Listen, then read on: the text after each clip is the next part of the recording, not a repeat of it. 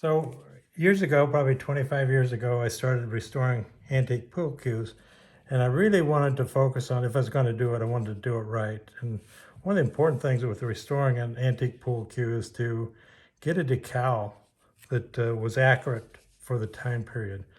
And I learned after a while that they're actually from 1900 to probably 1940.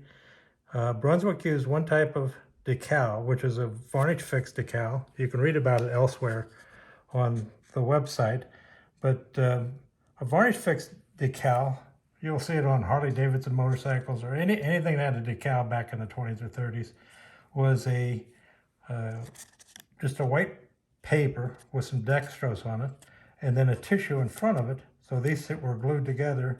And interestingly enough, when they screen printed the decal, they printed it from the reverse side, so that the first thing they printed was the lines or anything that you would see when you looked at a decal from the front. That's what they printed first. And they screen printed, depending on the colors, 2, 3, 4 times. But the last thing that you see is the background. So the decal is actually printed upside down, which is a technology that doesn't exist today. And in fact, this paper doesn't exist. The one printing company that had this paper available, the company that made this paper, the factory burned down, and one printing company bought all that was left. And fortunately, I talked them into allowing, they printed some decals for me for my cue restorations. So these are actually quite easy to put on, but you know, the first time you see it, you might think that it was a little difficult. But here's a nice old 2-piece cue, mother of pearl. It's a rosewood cue that I restored because the shaft was a little crooked. So when I'm going to put a decal on a cue, the first thing I do is set it in something so that it doesn't turn. So in this case, I want it so that the mother of pearl nameplate is down, which means this point is where I want to line up and set the decal. So the first thing you do, it's a varnish-fix decal, and what it means is we are going to adhere this decal to the cue with varnish. That's a spar urethane varnish, and you just apply a small amount of it on the decal. It's a little hard to see it actually going on there, but it's on there. And you don't want a lot of it, so you put it on and you come back and wipe off the excess, because it's important to get the excess off, because you don't want this urethane varnish out beyond the decal, so that when you clear coat it with lacquer, that varnish, if it isn't all off of there, it will kind of blister up. It's not a real big problem, but it can be if you're not aware of it. So once you have the varnish on it, it's very simple. You just, and watch it, you peel this off, and as you peel it off, now all of a sudden, you see the front of the decal.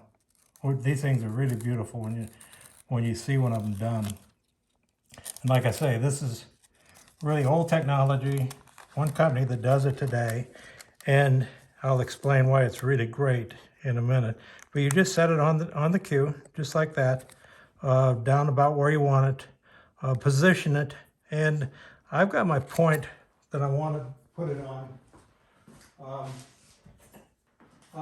And just to make sure that I've got it right, or approximately right, I set a straight edge on the point and on the screw down here, and I can see I'm just slightly off center on the top. Now that's been kind of picky about it, but I like to have them look right when I get through. I'm not sure Brunswick went to that much trouble, but I do on my recreations. So once it's set on there and I'm satisfied it's straight, I'll just take and smooth it out with my fingers. I want to make sure that, and don't smooth it out and move the decal. At this point, you don't want to move that decal anymore, but you want that varnish, you want it stuck down. You can see a little bit of the varnish out around the edge, so you know you got varnish at least out that far. And now this is the really neat part. I'll take a wet paper towel, get it wet. Like I say, that tissue paper, because it was screen printed right on that tissue paper, when you get this wet all the way around,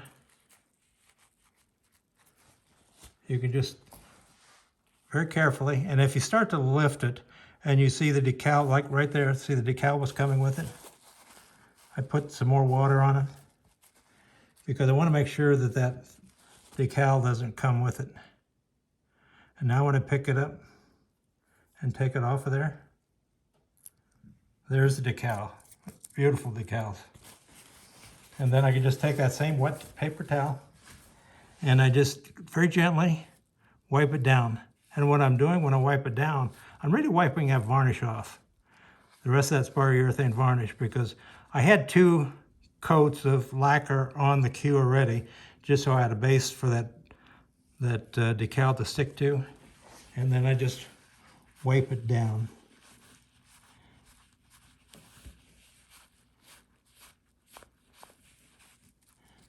Yeah, that looks good. And then I take a dry towel and I just come back along the edges and I look down close and I can see if I kind of look at it in the light and I can see if there's any of that urethane varnish. There's a little bit right there. And I rub away from the decal without moving it, and make sure you don't tear it either, which I've never torn one, but I just go around and wipe it all down. And then just for added security, I take the backing paper that I had and I lay it over the top. And I take my fingers and I just press on it. I just want that decal down very firm. I could rub it sometimes, but don't slide the paper. Make sure you don't slide the paper. And now it's down. Let me look at it. And I can't see any of that varnish on there at all. So that decal is done, and I let it set for a couple of days just for that varnish to cure up good. And then I'll shoot it with 3 coats of lacquer. I actually use Deft lacquer on all my cues. All these old cues from the 30s, 40s, they were all done with lacquer. So that's all there is to doing a varnish-fix decal. I'll let it set.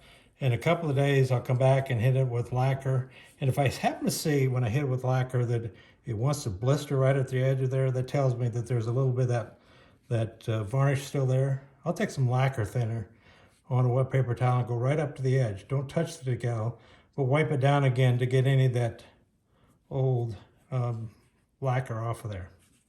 So there it is, all done. Now let's go to one more. One more thing I might mention, the varnish-fix decal, because they are the laydown of the decal itself is pigments in lacquer, and they lay it right down on that tissue. And so the decal itself is very thin. And you can tell one of these decals from a water slide decal that some people are selling, because their decal is much thicker and it comes out a long ways. And what happens with those decals is when you spray them, you can still see a big bump where the decal raises above it. When I hit this decal with lacquer, basically you're spraying lacquer on lacquer, and this decal actually melts together with the lacquer that you're putting down. So when you look at an old decal like this, you can't see. It looks like the decal was set in there. It's really thin, which makes the varnish-fix decals really something special in today's market. I know everybody knows how to do a water slide decal, but I'm going to do one for you anyway. Here is a really nice, rare Willie Hoppe cue. And what makes this one rare, and I'll show you if you come up close. The very first, in 1940, when these cues were made, brass was not available, and they used a fiber for the joint. If you look really close at the bottom half, you can actually see a grain in it, where the old grain. Now the collar up here is not that same material. Unfortunately, The shaft was missing, so when I restored it, I didn't have that to replace it. But this is a really rare first 1940 Willie Hoppe cue. One other way that you can really tell these first generation Willie Hoppe cues, if you look at the Willie, it's got 2 dots.